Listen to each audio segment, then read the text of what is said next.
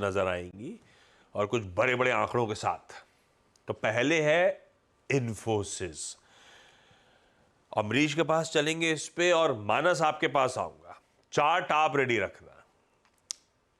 ये तो हेडलाइन में आंकड़ा बड़ा डराने वाला था। इतना कैश बचा है इनके पास कि नहीं बचा?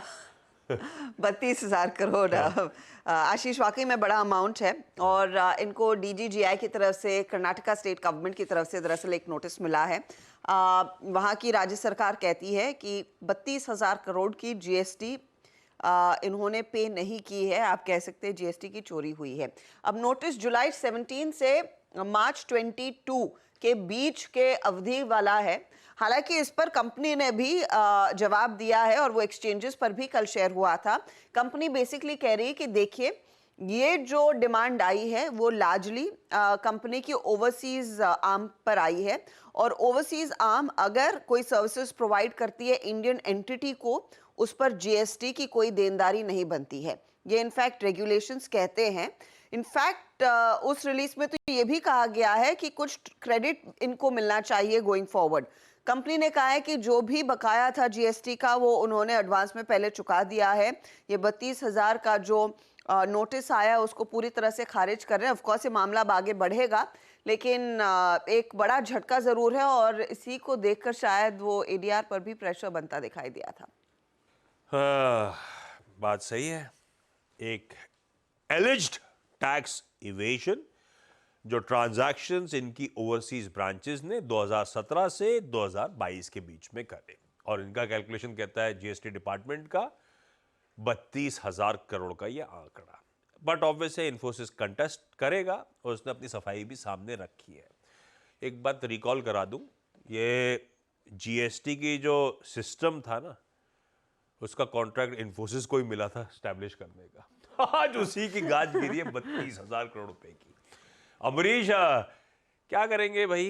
अब इसे कंटेस्ट करा जाएगा, पर अगर ओवरहैंग आ रहा है, दबाव आ रहा है, आप बायर हो इन्फोसिस में या नहीं?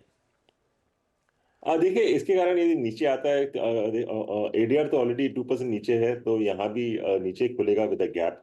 पर मुझे लगता नहीं है कि इन्फोसिस का जो कॉर्पोरेट गवर्नेंस देखते हुए कि इतनी बड़ी चोरी शायद इम्पॉसिबल है इन्फोसिस में, तो ये तो श्योरली इन लोग डिस्प्यूट करेंगे और चलते रहेगा। हम लोग ने रिसेंटली भी देखा था, गेमिंग कंपनीज पे बड़ा बड़ा जीएसटी लगाया था, कुछ हुआ नहीं अभी तक। तो I think this will just go on. पर आज एक नीजक रिएक्शन रहेगा, it will open lower.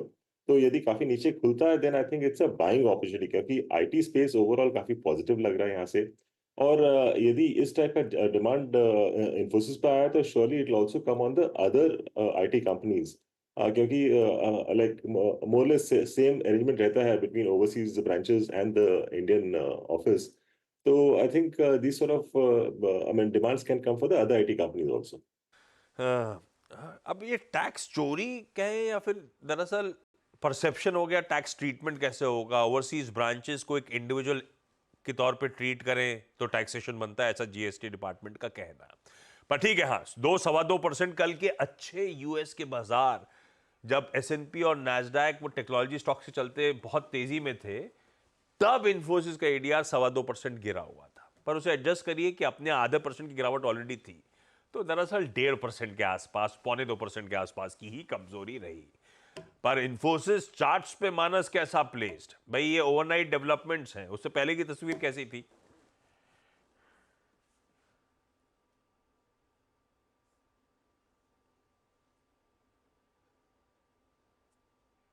Manas,